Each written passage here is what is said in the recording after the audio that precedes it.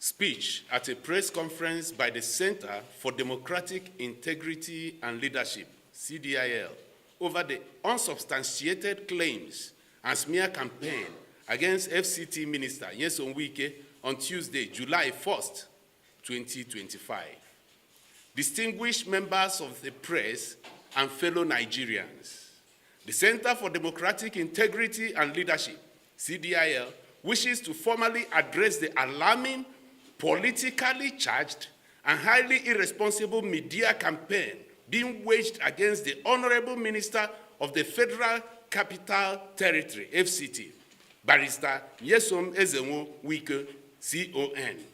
As an organization committed to protecting democratic governance and defending public servants against orchestrated misinformation, we find it necessary to speak out against what is clearly a malicious attempt to assassinate the character of a sitting minister who has, in less than 2 years, transformed the face of Nigeria's capital city. In a now widely circulated article, the People's Gazette accused Minister Wike of corruptly allocating thousands of hectares of Abuja land to his son, Mr. Joachim Wike, under the guise of agricultural investment.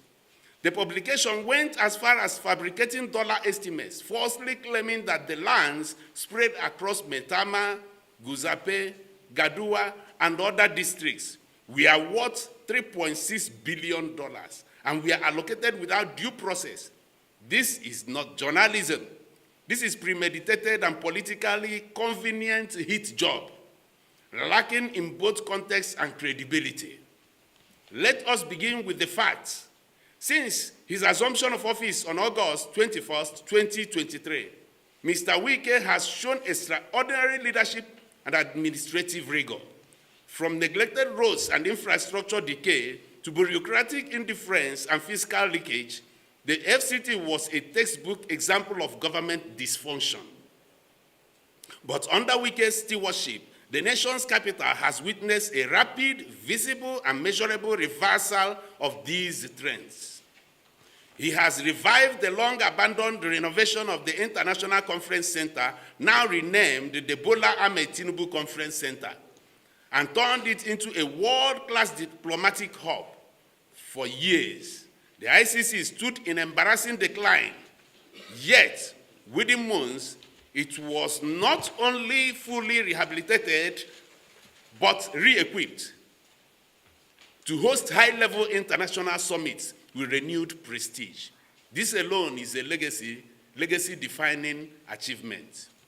In the realm of transportation, Wike has successfully delivered intra-city rail and bus terminals, a bold step in solving urban congestion, reducing informal motor park chaos, and enhancing public safety for commuters. Today, thousands of residents benefit from orderly, efficient transport hubs previously unthinkable in the FCT. Additionally, dozens of internal roads have been resurfaced, expanded, or completed, particularly in fast-growing but undeserved areas like Lokogoma, Galademawa, Jahi, and Karimo. These are communities that were excluded from the federal development map until Wike insisted on inclusive urban renewal. The roads in Guzape and Asokro extension, once impassable, now attract investors and residents due to deliberate planning and engineering discipline introduced under his watch. These are not cosmetic interventions. They represent long-term institutional reform and capital reclamation. It is within this same reformist framework that land administration has been brought under fresh scrutiny. Prior to Mr. Wike's appointment, dormant allocations and illegal land grabs were rampant across Abuja. In line with his vow to sanitize the system, the minister began revoking undeveloped allocations and reallocating them legally to those who would utilize the land productively. That some allocations were made to corporate entities such as Juak Farms and Estates Limited is neither criminal nor irregular. Juak Farms is a registered business under existing legislation There is no prohibition against allocating land to a legitimate company based on who its directors may be, so long as the proper processes are followed, which by all available evidence they were. The Nigerian Constitution's 5th schedule prohibits public officers from using their position for unjust enrichment, not from executing legally sanctioned administrative duties. In this case, the Gazette's effort to conflate family association with corruption is lazy at best and libellous at worst. We note with concern that the Gazette made sweeping claims of land seizures, inflated land valuations, and unverified quotations from unnamed heirs, yet provided no bank accounts, no administrative memos, no statutory breaches, and no formal petitions by affected families. Even the claim that lands were seized from the Austrian embassy and are reallocated to Mr. Wike personally lacks a single official citation or diplomatic protest note. It is also telling that in the same report where the newspaper accuses Mr. Wike of systemic land fraud, it admits that he has not been accused of taking money, that he has not personally signed off allocations in his own name, and that he has never hidden the process from the FCT administrative records. How then is this a scandal? Since when did policy transparency become an indictment? Let us ask an important question. Who benefits from bringing down Minister Wike at this time? CDIL has reason to believe that this smear campaign is driven by entrenched interests who have lost access to the FCT's former regime of favoritism. It is no secret that Wike's reform of the Land Department and FCT Development Control Directorate has angered a network of shadowy beneficiaries who, for years, manipulated allocations, forged titles, and built illegal structures with impunity. Today, those pipelines have been shut down, and their owners are fighting back. It is also no coincidence that this campaign has intensified at a time when the Honorable Minister's popularity is growing.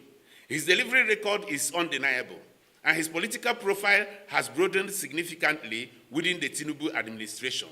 Unable to defeat him in the court of public progress, his detractors are resorting to the court of public confusion. The Gazette's reporting also seeks to blackmail the presidency by pushing a false dilemma act against Wike or risk seeming complicit. This is nothing short of manipulative coercion disguised as journalism. President Tinubu, a former governor and seasoned administrator, understands the importance of evidence-based governance. We are confident that he will not be misled by press stunts designed to sow division within his cabinet. Finally, we urge Nigerians to reject this brand of toxic reporting. No public official is above scrutiny, but scrutiny must be factual, fair, and devoid of agenda. Wike's record speaks for itself. He is rebuilding a capital, enforcing development standards, and protecting Abuja from the rot of mediocrity and misgovernance. The Center for Democratic Integrity and Leadership stands firmly with Wike, not because he is perfect, but because the accusations against him are politically motivated, legally hollow, and ethically dangerous to the culture of public service reform. We will continue to monitor this situation and will not hesitate to take legal action against individuals or groups who perpetuate falsehoods with the intent to defame and destabilize honest relations. What evidence? When you talk of evidence, you have to get a credible evidence. Evidence without documentation. They should be able to show a document. Whatever evidence they has no document or any backing. So there was no evidence, to my understanding, and if they were, the presidency would have even been more serious with it. Even the presidency that have set in motion people to check concerning this. Nothing has been found yet, but however, it's an ongoing process. So let us wait. You will see at the end of the day that People's Gazette has nothing on which they built this their allegation. How can you just jumpstart somebody talking of 3.5 billion? Do you know how much it is in Naira? So it's a baseless evidence, whatever they produced.